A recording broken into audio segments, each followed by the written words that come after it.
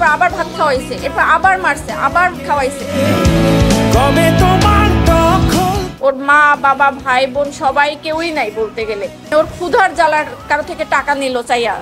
আমার ছোটবেলা খুব কাছের বন্ধু ছিল।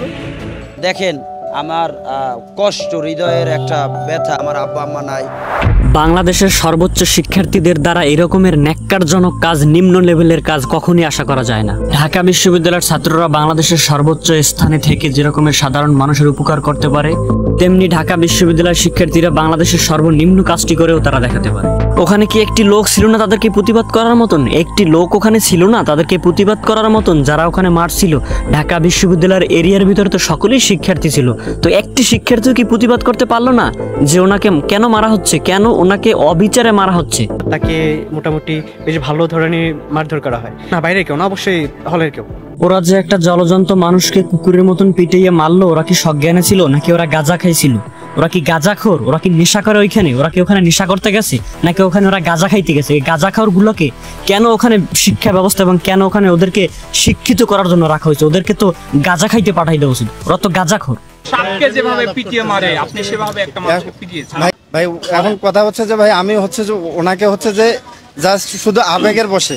কিরে ভাই, এই শিক্ষিত কুত্তা কির সওয়ালে কি কয়? মুরুক্ষ নেশাখোরটায় কি কয়? ওই নাকি আবেগের বসে জলজন্ত একটা মানুষকে পিটেই মেরে ফেলাইছে। আমরা সবাই এক একটা ডিবি হারুন।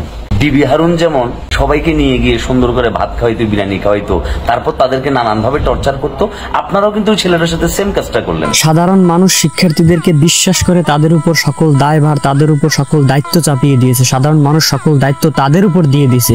সেই দায়িত্বের স্থান থেকে তারা কি করলো এটা আজকে?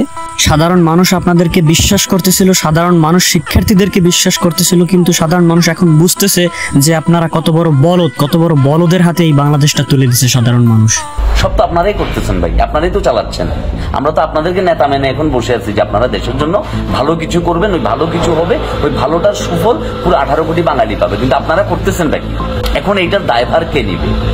এইটার এই যে এত বাজে একটা ঘটনা ঘটলো, এই যে একটা মানুষকে এইভাবে করে মেরে ফেললেন, এটার দায়ভার কে নিবে আসলে? এইসব গাঞ্জাখোর মার্কা শিক্ষার্থীদের জন্য আজকে সারা বাংলাদেশের শিক্ষার্থীদের বদনাম। ভিডিও ভালো লাগলে ভিডিওতে একটি লাইক করে দিবেন এবং চ্যানেলে নতুন হয়ে থাকলে চ্যানেলটি সাবস্ক্রাইব করে দিবেন।